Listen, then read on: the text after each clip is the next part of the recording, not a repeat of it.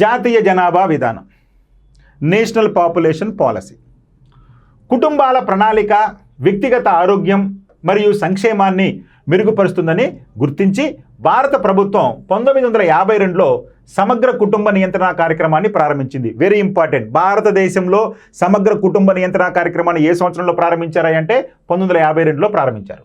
కుటుంబ సంక్షేమ కార్యక్రమం స్వచ్ఛంద ప్రాతిపదికన బాధ్యతాయుతమైన మరియు ప్రణాళికాబద్ధమైన తల్లిదండ్రులను ప్రోత్సహించడానికి ప్రయత్నిస్తుంది. ఈ కుటుంబ సంక్షేమ కార్యక్రమం స్వచ్ఛంద ప్రాతిపదికన బాధ్యతాయుతమైన మరియు ప్రణాళికాబద్ధమైన తల్లిదండ్రులను ప్రోత్సహించడానికి ప్రయత్నించింది. జాతీయ జనాభా విధానం, నేషనల్ పాపులేషన్ పాలసీ 2000 అనేక సంవత్సరాల ప్రణాళికాబద్ధమైన ప్రయత్నాలన్నింటినీ కలిపి ఒక చట్టాన్ని కూడా రూపొందించారు.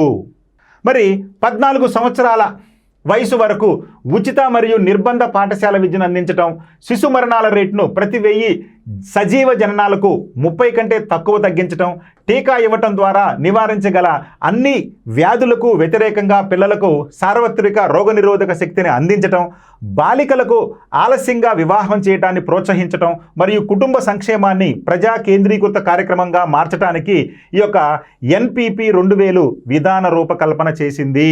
సో ఈ విధంగా నేషనల్ పాపులేషన్ పాలసీ, జాతీయ జనాభా విధానం 2000 ఒక రూపకల్పన చేసిందయ్యా. ఏంటయ్యా అంటే 14 సంవత్సరాల వయసు వరకు ఉచిత మరియు నిర్బంధ పాఠశాల విద్యను అందించాలి.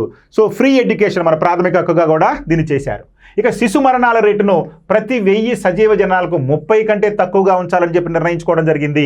ఇక టీకా ఇవ్వటం ద్వారా నివారించగల అన్ని వ్యాధులకు వ్యతిరేకంగా పిల్లలకు సార్వత్రిక రోగనిరోధక శక్తిని అందించడం అనేది జరుగుతుంది.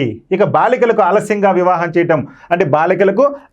వివాహం చేయడాన్ని ప్రోత్సహించడం మరియు కుటుంబ సంక్షేమాన్ని ప్రజా కేంద్రీకృత కార్యక్రమంగా మార్చడానికి ఈ యొక్క జాతీయ జనాభా విధానం 2000 ఒక చట్టాన్ని రూపొందించింది. సో ఈ విధంగా మన దేశంలో వీటన్నింటిని కూడా అంటే 14 సంవత్సరాల లోపు బాలబాలికలకు నిర్బంధంగా ఉచిత విద్య ఇవ్వాలని చెప్పి, అదేవిధంగా శిశు మరణాల రేటును ప్రతి 1000 జననాలకు 30కి తగ్గించాలని చెప్పి, ఇట్లా మనకి అనేక రకమైనటువంటి నిర్ణయాలు తీసుకోవటం జరిగింది.